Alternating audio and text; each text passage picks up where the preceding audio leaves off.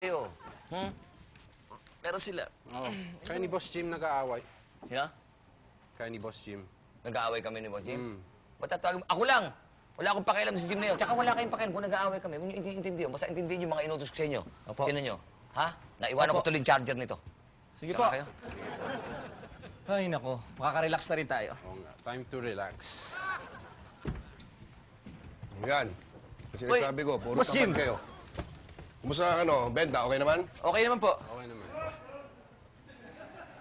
Oh, ba't nyo dito inipon yung mabote? Pwede may ilipat nyo dito yan. Junk shop na nga to, dudumihin nyo. Ilipat nyo dito yung mga bote. Boss Jim, kasi sabi ni Manager Karig, dito daw namin ilagay. Sa akin kayo makinig. Ha? Opo. Ha? Michael, ha? Opo. Pwede? Lipatan dito to. Okay, Ha? Papasok sorry lang po. ako sandali sa bahay at Sorry po, ilipat sorry nyo po. na yan. Sorry po. Naka-istorbo yan dyan. Sige po.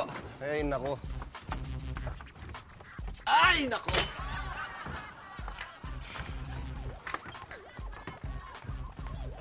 Pagod. Ah.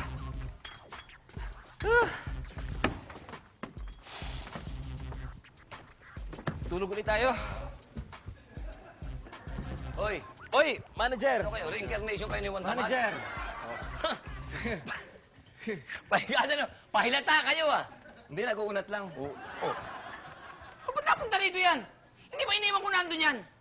Eh, oo nga po. Eh, dumating dito si Boss Jim. Sabi niya, ilipat daw namin doon. Ba't ba lagi nasama yung gym dito? Dalhin nyo roon! Mas maganda ang angulo. Pag tinatalo ng tao, mas kita yung mga binibili natin doon. Madumi daw eh. Anong madumi? Junk shop to? Ano itong malinis yung junk shop? Ilagay nyo roon! Anong marumi to? Sasagot ka pa. Lipat nyo!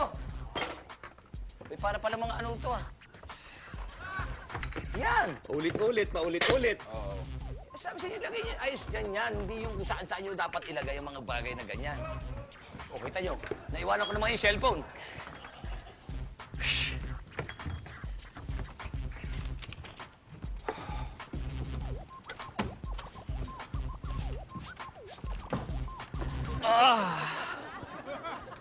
Oy, Boss Jim!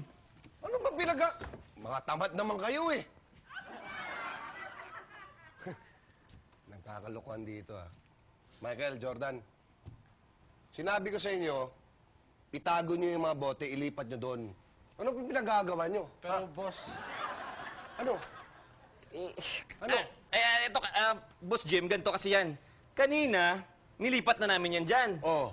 Tapos, dumating si manager, ilipat daw uli dito. Kaya nilipat namin dyan, tapos nilipat namin doon. Tapos, ilipat na naman, ilipat doon. Ilipat nyo, ako nagsasabi. Sino ba may-ari nito? Ako, ilipat nyo na. Sige po. Mapagtatatanggal ko kayo dito. Sorry po. Hindi na naman. Ito na po, nilipat na po. Sige na. Oh. Ano yan? May baha ba? Ano ba't pala evacuate niyan? Ibalik nyo ba? Nakatawa ako. Ibalik nyo! Eh, Pinag-iinit ano ba? Hoy, hoy, hoy, hoy, hoy, hoy. Ano? Ano ba pinakaano mo? Ako nagsabi na ilipat nila doon yan. Nakakalat yan dito. Ha? Ano bang gusto mo? Anong gusto Ako mo? nagsasabi. Ako nagsasabi, balik nyo ron. Dahil ako ang manager dito. Hoy! Ay, bakit? Sandali. Makinig kayo. Manager? ka? Oo. Sino naglagay sa'yo ng manager? Sino maglagay sa akin ito? Ako, di ba? Oo. Ako may-ari nito, di ba? Manager pa rin. Bakit ikaw kailangan pakinggan ng mga batang to? Aba, Ha? sinasabi siya. Huwag kang nagtataas ng boses sa akin. Bakit? Manager ako, dapat ako ba sa'yo? Tatanda mo to. Oo. Baratang nalilitang ka, Brad. Nalilitaw mo akong bigyan ng kapaw eh. Papasok ko sa bunganga mo yan. Nako. Baka nakalimutan mo. Baka nakalimutan mo. Ano nakalimutan Gusto mo mag-wrestling tayo uli? Baka nakalimutan mo kung sino magaling sa wrestling, Macario.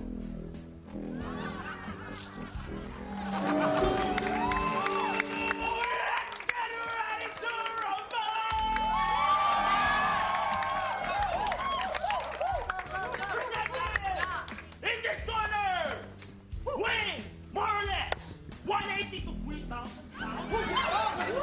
From Bulacan, Bulacan. Alas! Ocho!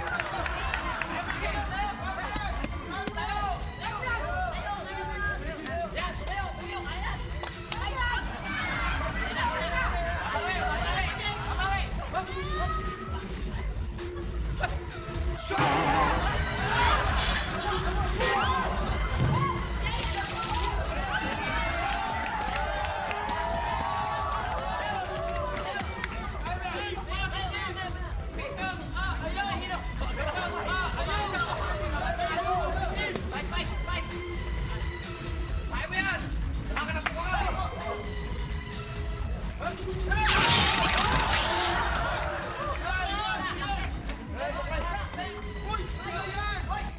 na! Ayan na!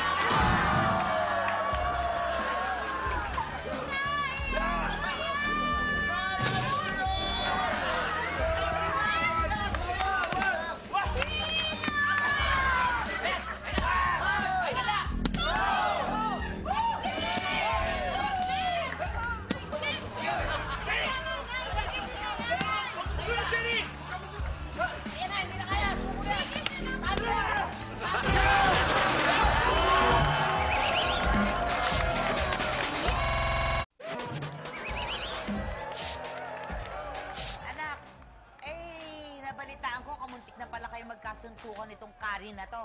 Bakit hindi natuloy? Dahil nagpigilan ko, Nay. Pinigilan ko sarili ko. Bakit mo pinigilan? Nay, ano bang gusto niyo mangyari kay Karik kay Jim? Mag-away? Alam niyo naman mag-best friend yung dalawa. Noon yan. Hindi na ngayon. Dahil alam mo naman kung anong ginawa sa akin ng Kari na yan. Minatamata ako, no? Hinamakamaka ako. May pagka-traidor talaga yung... Op! Sandali lang. Kanino, Nay? Sa inyo o kay Jim? Traidor si Kari? Teka lang excuse me lang. Jim, kailan naging traidor sa'yo si Kari? Oy! Nung merong isang politiko na nagkiklaim na anak niya si Kathy, bumalimbing ang Kari. Nakuha na rin ba ng kredibilidad mo ni Don Torrente? Ha? Mamen, pupusina ka sa mga sinasabi mo. Huwag mo ko paratangan ng ganyan!